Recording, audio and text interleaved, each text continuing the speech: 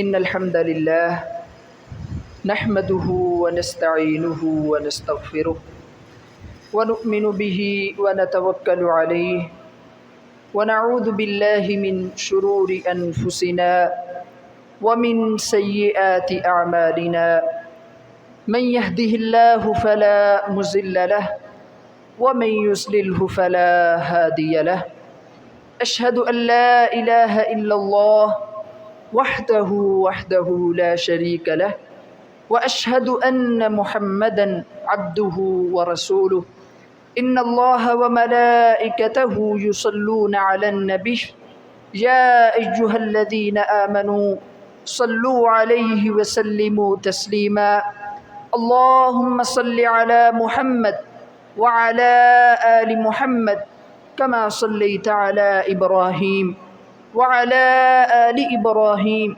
إنك حميد مجيد اللهم بارك على محمد وعلى آل محمد كما باركت على إبراهيم وعلى آل إبراهيم إنك حميد مجيد أما بعد فإن خير الحديث كتاب الله وخير الهدي هدي محمد صلى الله عليه وسلم وشر الأمور محدثاتها وكل محدثة بدعة وكل بدعة ضلالة وكل ضلالة في النار أعوذ بالله السميع العليم من الشيطان الرجيم من همزه ونفخه ونفسه بسم الله الرحمن الرحيم يا أيها الذين آمنوا اتقوا الله حق تقاته ولا تموتن إلا وأنتم مسلمون يا أيها الذين آمنوا اتقوا الله وقولوا قولا سديدا يصلح لكم أعمالكم ويغفر لكم ذنوبكم ومن يطع الله ورسوله فقد فاز فوزا عظيما قال الله تعالى في القرآن المجيد والفرقان الحميد أعوذ بالله السميع العليم من الشيطان الرجيم بسم الله الرحمن الرحيم الذين إن مكناهم في الأرض أقاموا الصلاة وآتوا الزكاة وأمروا بالمعروف ونهوا عن المنكر ولله عاقبة الأمور صدق الله العظيم. اللہ سبحانہ و تعالی نے ہر انسان کی فطرت میں کئی چیزیں رکھی ہیں. ان چیزوں میں سے ایک چیز اپنے وطن، اپنے علاقے اور اپنے شہر کی محبت بھی ہے. جہاں انسان رہتا ہے، جہاں اپنا بچپن گزارتا ہے، جہاں اپنی جوانی گزارتا ہے، اس علاقے، اس شہر اور اس جگہ کے ساتھ بڑی یادیں وابستہ ہو جاتی ہیں. اور فطرتی طور پر ہر انسان کے دل میں اپنے وطن اور اپنے علاقے کی محبت ہوتی ہے. اور ہمارا دین بھی اس حوالے سے ہماری رہنمائی کرتا ہے. نبی پاک صلی اللہ علیہ وسلم کا اسوہ مبارک ہمیں اپنے وطن، اپنے علاقے سے محبت کرنا سکھلاتا ہے. نبی پاک صلی اللہ علیہ وسلم پر جب پہلی وحی نازل ہوئی، آپ نے پہلی مرتبہ جب فرشتے کو دیکھا تو گھبرائے ہوئے گھر میں آئے. اپنی بیوی حضرت خدیجہ رضی اللہ تعالی عنہا سے فرماتے ہیں کہ اے خدیجہ زملونی، مجھ پر چادر اوڑھ دو. آپ گھبرائے ہوئے تھے، پریشان تھے. خدیجہ رضی اللہ تعالی عنہا نبی کریم صلی اللہ علیہ وسلم کو اپنے چچا زاد بھائی ورقہ بن نوفل کے پاس لے کر آئیں. ورقہ بن نوفل عیسائیوں کے بہت بڑے عالم تھے. تورات اور انجیل کا ان کے پاس علم تھا. خدیجہ رضی اللہ تعالی عنہا نبی کریم صلی اللہ علیہ وسلم کو ورقہ بن نوفل کے پاس لے کر آئیں. نبی پاک صلی اللہ علیہ وسلم نے سارا واقعہ سنایا. ورقہ بن نوفل سمجھ گیا اور کہتا ہے یہ تو وہی فرشتہ مجھے لگ رہا ہے جو موسیٰ علیہ السلام کے پاس آیا تھا، جو عیسیٰ علیہ السلام کے پاس آیا تھا۔ اگر بات ایسے ہی ہے تو پھر اللہ آپ کو بہت بڑا مقام دینے والا ہے، اللہ آپ کو نبوت سے سرفراز فرمانے والا ہے۔ پھر ورقہ بڑھاپے کی عمر میں تھے، زندگی کے آخری ایام میں تھے، رو پڑے اور کہتے ہیں اے محمد کاش میں اس وقت زندہ ہوتا، اس وقت میں جوان ہوتا جب تیری قوم تجھے تیرے شہر مکہ سے نکال دے گی۔ نبی پاک صلی اللہ علیہ وسلم نے ساری باتیں حوصلے سے سنی، لیکن جب آپ نے یہ بات سنی کہ میرے علاقے کے لوگ، میرے رشتہ دار، میرے عزیز و اقارب مجھے میرے شہر مکہ سے نکال دیں گے، تو آپ تڑپ اٹھے کہ اے ورقہ میری قوم مجھے میرے شہر سے نکال دے گی۔ ورقہ نے کہا ہاں، اللہ نے جسے بھی نبوت سے سرفراز فرمایا ہے، اللہ نے جسے بھی نبوت دی ہے، اس کے اپنے ہی اس کی مخالفت کرتے ہیں، اپنے ہی رشتہ دار دشمن بن جاتے ہیں۔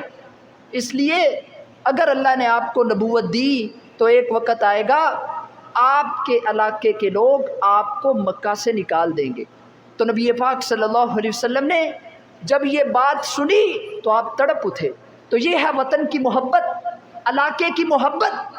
اور جب پھر ایسا ہی ہوا، نبی پاک صلی اللہ علیہ وسلم کو مجبور کر دیا گیا، جب ظلم و ستم میں مکہ والے حد سے آگے بڑھ گئے، آپ ہجرت کرنے پہ مجبور ہو گئے۔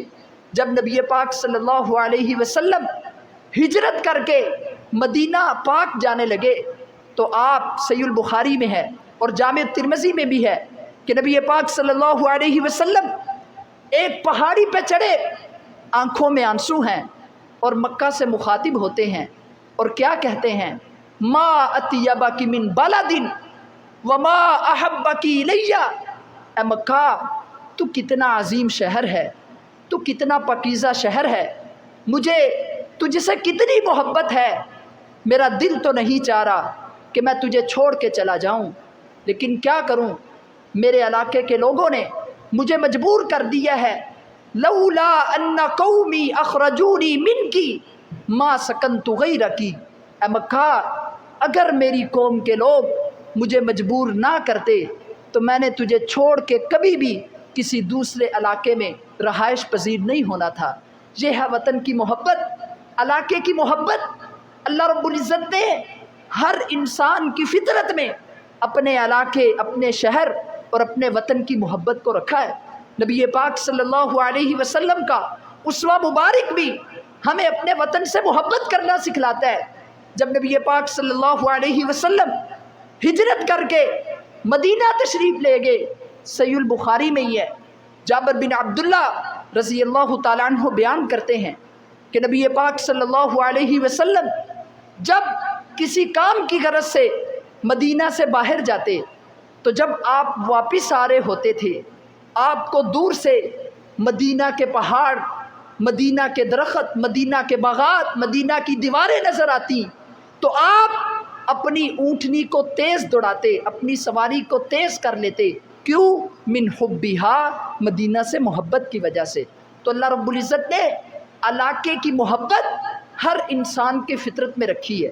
اور صحیح البخاری میں ہی ہے، امی عائشہ صدیقہ طیبہ طاہرہ رضی اللہ تعالی عنہا فرماتی ہیں کہ جب مہاجرین ہجرت کر کے مدینہ تشریف لائے تو مدینہ میں جو صحت افزا ماحول نہیں تھا، وہاں مختلف قسم کی بیماریاں پھیل چکی تھیں، وبائیں تھیں، صحابہ کرام بیمار ہو گئے، مہاجرین کو سخت بخار ہو گیا۔ ابو بکر صدیق رضی اللہ تعالیٰ عنہ اور حضرت بلال رضی اللہ تعالیٰ عنہ تو شدید بیمار ہوئے، اتنے بیمار ہوئے کہ زندگی سے ہی مایوس ہو گئے۔ فرماتی ہیں میں تیمارداری کرنے کے لیے اپنے بابا ابو بکر صدیق کے پاس گئی، جا کے پوچھا ابا جان کیا حال ہے؟ آگے سے ابا جان رو رہے ہیں اور کیا کہتے ہیں، اے بیٹی عائشہ سب لوگ اپنے اپنے گھروں میں ہیں اور میری موت کا وقت قریب آیا ہے، تو میں اپنے علاقے سے، اپنے گھر سے کتنا دور بیٹھا ہوں. میرے والدین، میرے عزیز و اقارب، میرے رشتہ دار مکہ میں ہیں اور مجھے موت آ رہی ہے مدینہ میں. وطن یاد آ رہا ہے، رو رہے ہیں. پھر بلال رضی اللہ تعالیٰ عنہ کے پاس گئی، پوچھا کیف تجد یا بلال، اے بلال کیا حال ہے؟ بلال بھی آگے سے رو رہے ہیں اور کہتے ہیں کہ کاش کوئی مجھے یہ بتائے کہ میں اس بیماری کے بعد صحت مند ہو جاؤں گا، پھر وہی مکہ کے پہاڑ مجھے نظر آئیں گے، پھر وہی مکہ کے چشمے، میں وہاں سے پانی پی سکوں گا، پھر وہی مکہ کے گھاس، میں وہاں لیٹ سکوں گا. وطن کی یاد ستا رہی ہے. عائشہ صدیقہ رضی اللہ تعالیٰ عنہ فرماتی ہیں میں نبی پاک صلی اللہ علیہ وسلم کے پاس آئی اور آ کر عرض کی آقا آپ کے ساتھی اپنے اپنے وطن اور اپنے اپنے علاقوں کو یاد کر رہے ہیں اور رو رہے ہیں، بیمار تو ہے ہی لیکن وطن کی یاد انہیں تڑپا رہی ہے. نبی پاک صلی اللہ علیہ وسلم نے اپنے ہاتھ اٹھائے، اللہ سے دعا کی کہ اللہم حبب الینا المدینہ کحبنا مکہ. اے اللہ تو تو جانتے ہے کہ اس دل میں مکہ کی کتنی محبت ہے، مکہ چھوڑنے کو ہمارا دل نہیں چاہ رہا تھا، ہمیں مجبور کیا گیا ہے، مدینہ میں میرے ساتھیوں کا دل نہیں لگ رہا. اللہم حبب الینا المدینہ کحبنا مکہ. اے اللہ ہمارے دلوں میں مدینہ کی محبت ڈال دے. وبارک لنا فی ساعیہا ومدیہا. اے اللہ مدینہ کے رزق میں، مدینہ کی روزی میں بھی برکت ڈال دے. وانقل حماہا الی الجحفہ. مکہ میں تو تیرے فرما بردار لوگ رہتے ہیں، اے اللہ ان وباؤں کو، ان بیماریوں کو مدینہ سے لے جا اور یہود کی بستی جحفہ کی طرف منتقل کر دے. اللہ نے اپنے حبیب کی اس دعا کو قبول کیا، ساری وبائیں اور ساری بیماریاں اٹھا کے اللہ نے مدینہ سے باہر پھینک دی. مدینہ کا ماحول صحت افزا ہو گیا. آج بھی مدینہ جانے والے لوگ دیکھ سکتے ہیں کہ مدینہ جیسا سکون کہیں اور نہیں، مدینہ جیسا صحت افزا ماحول کہیں اور نہیں، اور وہاں رزق اور روزی میں جو برکت ہے آج بھی لوگ وہاں پر جا کر دیکھ سکتے ہیں.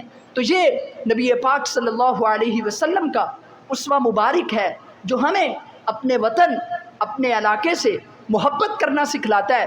اور نبی پاک صلی اللہ علیہ وسلم نے تو ہماری یہاں تک تربیت کی ہے.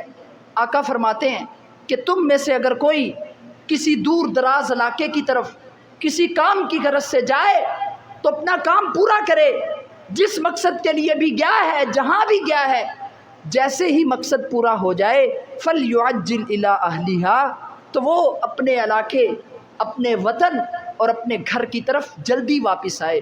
تو نبی پاک صلی اللہ علیہ وسلم نے ہمیں اپنے وطن اور اپنے علاقے سے محبت کرنا سکھلایا ہے. اور عربی کا ایک مقولہ بھی ہے کہ حب الوطن من الایمان. جو وطن اور علاقے کی محبت ہے یہ ایمان کا جز ہے. خصوصاً جب وطن ایک اسلامی ملک ہو، جب علاقہ اسلامی ہو تو پھر اس سے محبت کرنا یہ ایمان کا جز بن جاتا ہے. تو ہمارا دین ہمیں اپنے وطن سے، اپنے علاقے سے، اپنے شہر سے، اپنے گاؤں سے محبت کرنا سکھلاتا ہے. اور خصوصاً یہ جو اللہ رب العزت نے ہمیں آزادی دی ہے یہ اللہ کی ایک بہت بڑی نعمت ہے. نبی پاک صلی اللہ علیہ وسلم نے فرمایا، صحیح الجامع الصغیر میں آقا فرماتے ہیں من اصبح معافا فی جسدہ عندہ قوت یومہ. آقا فرماتے ہیں وآمنا فی سربہ. جو انسان صحت کی حالت میں صبح کرے، بیماری کوئی نہیں، حالت صحت میں اس نے صبح کی ہے، وَعِندَهُ قُوتُ يَوْمِهِ، اور اس کے پاس اس دن کا کھانا بھی موجود ہے، اور حالت امن میں صبح کرے، کوئی خوف نہیں. آقا فرماتے ہیں یہ ایسا انسان ہے کہ اللہ رب العزت نے اسے ساری دنیا کی نعمتوں سے نواز دیا ہے. حالت امن ہو اور صحت ہو، بیماری کوئی نہیں، اور انسان کے پاس رزق ہے. یہ تین ہی تو چیزیں ہیں. آقا فرماتے ہیں جس کے پاس یہ تین نعمتیں موجود ہیں وہ بادشاہ ہے، اس کے پاس ساری دنیا کی نعمتیں موجود ہیں. تو آزادی، امن اللہ رب العزت کی ایک بہت بڑی نعمت ہے، اور اللہ رب العزت نے موسیٰ علیہ السلام کو فرعون کی طرف بھیجا دو مقاصد کے تحت۔ ایک مقصد بیان توحید تھا جو کہ ہر نبی کا مقصد تھا، وَلَقَدْ بَعَثْنَا فِي كُلِّ أُمَّةٍ رَسُولًا أَنِ اعْبُدُوا اللَّهَ وَاجْتَنِبُوا الطَّاغُوتَ۔ اللہ رب العزت فرماتے ہیں ہم نے جتنے بھی رسول بھیجے ان کا ایک ہی مقصد تھا کہ عبادت اللہ کی کرنی ہے، اور اللہ کے سوا جس کی بھی پوجا کی جاتی ہے، چاہے وہ قبر ہو، چاہے وہ حجر ہو، چاہے وہ شجر ہو، اس سے نفرت کرنی ہے۔ تمام انبیاء کی آمد کا یہ مقصد تھا۔ تو اللہ نے موسیٰ علیہ السلام کو فرعون کی طرف بھیجا، دو مقاصد تھے، ایک مقصد توحید تھا اور دوسرا مقصد بنی اسرائیل کو فرعون کی غلامی سے آزاد کرانا تھا۔ موسیٰ علیہ السلام نے فرعون سے کہا تھا کہ ان عبدت بنی اسرائیل، تو نے بنی اسرائیل کو اپنا غلام بنا رکھا ہے، تو غلامی کی دلدل سے نکالنا موسیٰ علیہ السلام کی بعثت کے مقاصد میں سے ایک بنیادی مقصد تھا، جو بالآخر حاصل ہوا۔ ایک مرتبہ ایک رات حضرت موسیٰ علیہ السلام نے اپنی قوم کو ساتھ دیا اور فرعون کی غلامی سے نجات حاصل کرنے کے لیے دوسرے علاقے کی طرف ہجرت کر گئے۔ فرعون کو پتہ چلا، اس نے اپنی فوجوں کو اکٹھا کیا، موسیٰ علیہ السلام اور بنی اسرائیل کا پیچھا کیا، چلتے جا رہے ہیں، سامنے سمندر آ گیا۔ ساتھیوں نے پیچھے مڑ کر دیکھا تو فرعون اپنے لشکروں سمیت آ رہا ہے۔ موسیٰ علیہ السلام سے کہتے ہیں اے موسیٰ، تو نے ہمیں مروا کے رکھ دی ہے، آگے سمندر کی موجیں ہیں اور پیچھے فرعون کی فوجیں ہیں، کیا کریں؟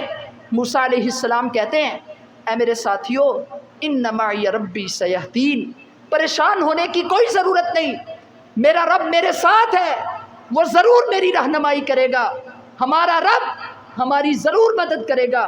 اللہ ہی نے مجھے حکم دیا تھا کہ میں نے تمہیں فرعون کی غلامی سے نجات دینی ہے، میں اللہ کے حکم کی تعمیل میں تمہیں یہاں سے لے کر نکلا ہوں، اور اللہ ہماری مدد کرنا جانتا ہے۔ اللہ نے حکم دیا اے موسیٰ، سامنے سمندر میں لاٹھی مارو، لاٹھی ماری، اللہ رب العزت نے 12 رستے بنا دیے، 12 ہی قبیلے تھے، بڑی آسانی سے وہاں سے گزر گئے، سمندر کو عبور کیا۔ جب فرعون نے سمندر میں راستے دیکھے تو وہ بھی ان راستوں پہ چلا، لیکن جیسے ہی سمندر کے درمیان میں پہنچے اللہ نے پانی کو حکم دیا، پانی آپس میں ملا، فرعون اور اس کی فوجیں ادھر ہی غرق ہو گئیں، اور یوں اللہ سبحانہ و تعالیٰ نے موسیٰ علیہ السلام اور بنی اسرائیل کو فرعون کی غلامی سے نجات دی۔ تو اللہ رب العزت نے موسیٰ علیہ السلام کو 2 مقاصد کے تحت بھیجا تھا، ایک مقصد توحید تھا اور دوسرا مقصد بنی اسرائیل کو فرعون کی غلامی سے نجات دینا تھا۔ تو یہ آزادی اللہ رب العزت کی ایک بہت بڑی نعمت ہے جو ہمیں حاصل ہے۔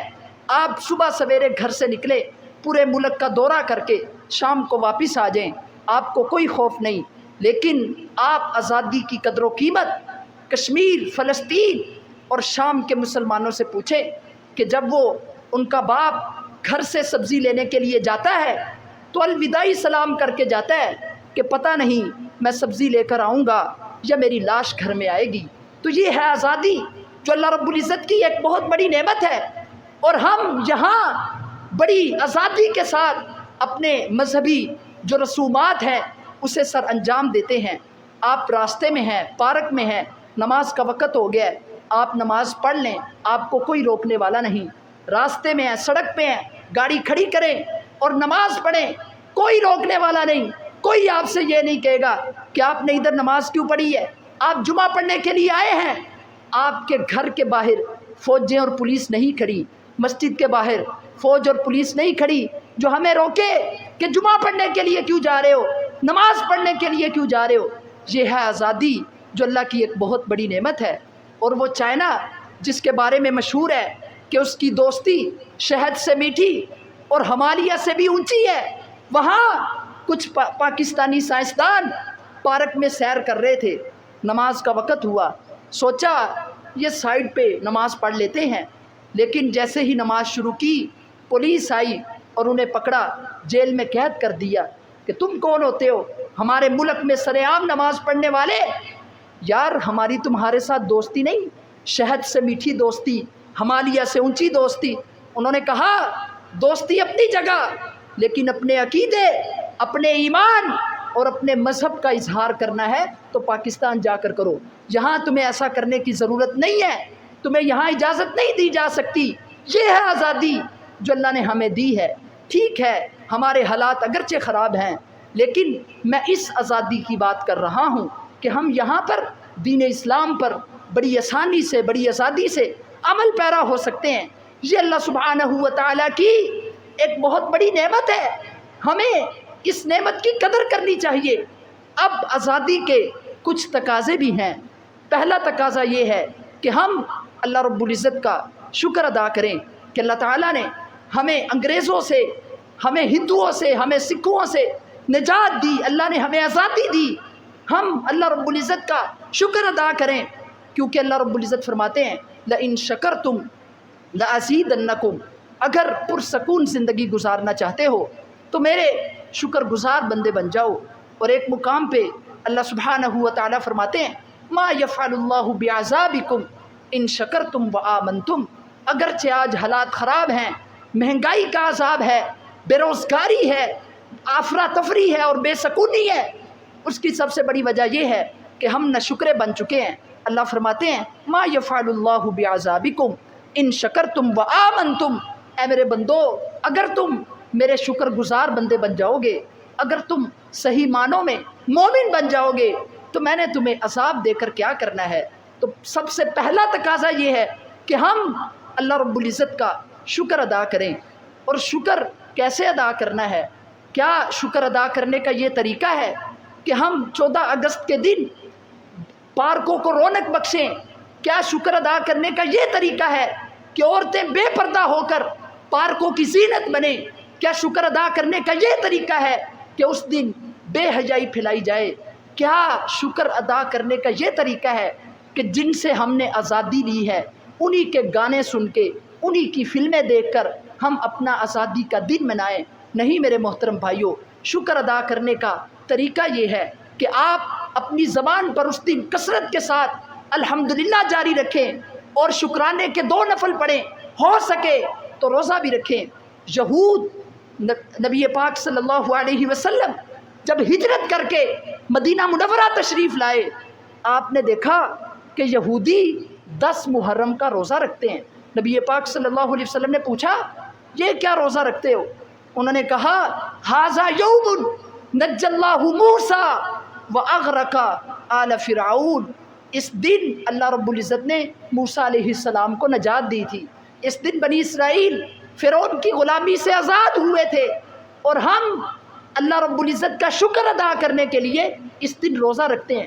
حالانکہ یہ کون سی قوم ہے جن کے بارے میں مشہور ہے کہ ابغض خلق اللہ فی الارض یہودی، کہ اس زمین پر سب سے مبغوض، قابل نفرت اور سب سے حقیر قوم یہودی ہیں، اور ان کا یہ رویہ ہے کہ وہ اپنی آزادی کے دن اللہ کا شکر ادا کرنے کے لیے روزہ رکھتے تھے۔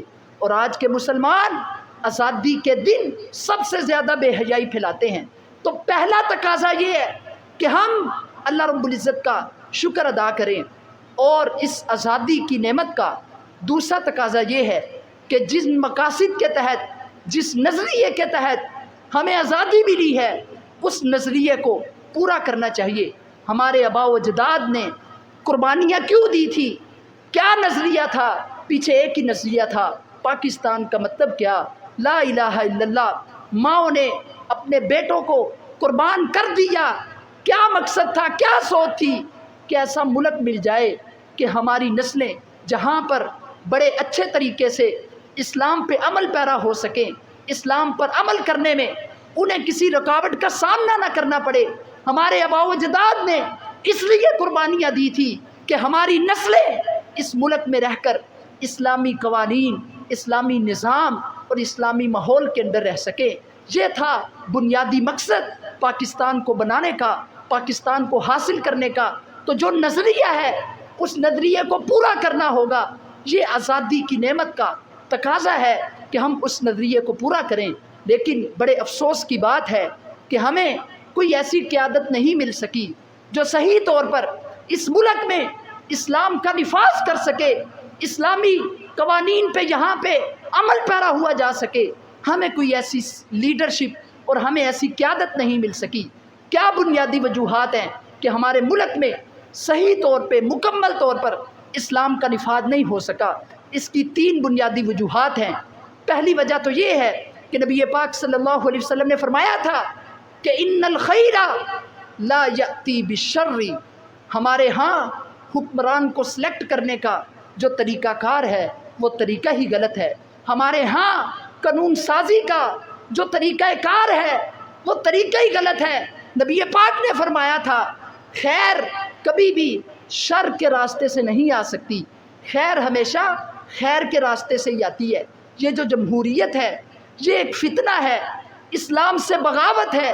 جمہوریت میں حاکمیت اللہ رب العزت کی نہیں ہوتی، بلکہ جمہوریت میں حاکمیت اکثریت کی ہوتی ہے۔ قرآن و حدیث آپ کو ایک قانون دے رہا ہے، ایک ضابطہ اور ایک لا دے رہا ہے، لیکن جمہوریت کہتی ہے کہ یہ قانون تب نافذ العمل ہوگا جب لوگوں کی اکثریت اس کی حمایت کرے گی۔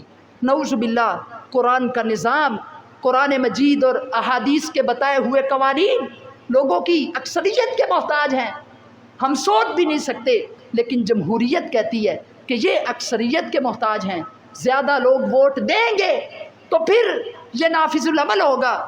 اور اکثریت کی قرآن و حدیث میں مذمت کی گئی ہے، تعریف نہیں کی گئی۔ اللہ رب العزت فرماتے ہیں اکثرہم للحق کارہون، اکثریت کا مزاج تو ایسا ہے کہ لوگوں کی اکثریت حق کو پسند نہیں کرتی۔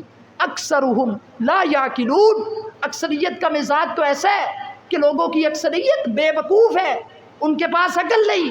اور ایک مقام پہ اللہ رب العزت فرماتے ہیں اکثرہم الفاسقون، اکثریت کا مزاج تو ایسا ہے کہ اکثر لوگ فاسق ہیں، مومن کم ہیں، جبکہ قرآن و حدیث میں اقلیت کی تعریف کی گئی ہے۔ اللہ فرماتے ہیں قلیل من عبادی الشکور، میرے تھوڑے بندے ہیں جو شکر گزار ہیں۔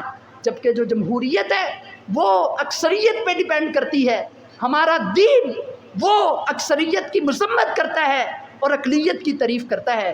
اور جمہوریت میں ایک نیک انسان اور ایک بدکار، ایک نیک انسان اور ایک زانی کا ووٹ برابر ہے۔ اگر ایک چیز کی حمایت میں 5 زانی لوگ ووٹ ڈالیں اور 4 نیک لوگ اس کی مخالفت میں ووٹ کاسٹ کریں تو جمہوریت کہتی ہے 5 زانی لوگوں کی بات مانی جائے گی، 4 نیک لوگوں کی بات نہیں مانی جائے گی۔ تو ہمارے ملک میں اسلام کا نفاذ اس لیے نہیں ہو سکا کہ یہاں پر حکمران کو سلیکٹ کرنے کا جو طریقہ ہے وہ طریقہ ہی غلط ہے۔ یہاں پر ہمارے ملک میں جو اکثریت ہے وہ بے ایمان لوگ ہیں، دین اسلام کو پسند نہیں کرتے، دین سے محبت نہیں ہے۔ تو جب اکثریت ہی دین کو پسند نہیں کرتی اور حکومت بھی اکثریت کے بل بوتے پر آنی ہے تو پھر ہمارے ملک میں اسلام کا نفاذ کیسے ہو سکتا ہے؟ اور یہی حال قومی اسمبلی اور سینٹ میں قانون سازی کا ہے۔ زیادہ لوگ اگر بل کی حمایت میں ووٹ دیں گے تو وہ قانون بنے گا، اگر کم لوگوں نے ووٹ کاسٹ کیا تو وہ قانون نہیں بن سکتا۔ میں نے ایک عالم دین سے سنا تھا کہ ایک مرتبہ سینٹ کا اجلاس ہو رہا تھا، اس وقت رضا ربانی چیئرمین سینٹ تھا۔ ایک عالم دین نے جو سینیٹر تھے انہوں نے پرچی لکھ کر چیئرمین سینٹ کی طرف بھیجی کہ اس ملک میں یہ قانون بننا چاہیے کہ جو چوری کرے اس کا ہاتھ کاٹا جائے، یہ قانون بننا چاہیے۔ اس نے آگے سے کہا کہ مجھے کوئی اعتراض نہیں، یہاں جمہوریت ہے، ابھی ووٹنگ کروا لیتے ہیں، زیادہ لوگوں نے ووٹ دیا تو یہ قانون بن جائے گا، مجھے کوئی اعتراض نہیں۔ اس نے کہا کون ہے جو اس کی حمایت میں ووٹ کاسٹ کرتے ہیں؟ یقین مانیں صرف 2-3 لوگ کھڑے ہوئے تھے، باقی سب بیٹھے ہوئے تھے، اور یہ ہمارے ملک کا قانون نہیں بن سکا۔ پتہ ہے اکثریت چوروں کی ہے، انہیں پتہ ہے اگر یہ قانون بن گیا سب سے پہلے ہمارے ہاتھ کاٹے جائیں گے۔ اور جو اللہ رب العزت نے ہمیں قوانین دیے ہیں اگر ان قوانین کو نافذ العمل کر دیا جائے تو امن آ سکتا ہے، چوریاں ختم ہو سکتی ہیں۔ اگر ایک چور کا ہاتھ کاٹ دیا جائے پورے علاقے میں امن آ سکتا ہے۔ اگر ایک زانی کو کوڑے مار دیے جائیں پورے علاقے میں امن آ سکتا ہے۔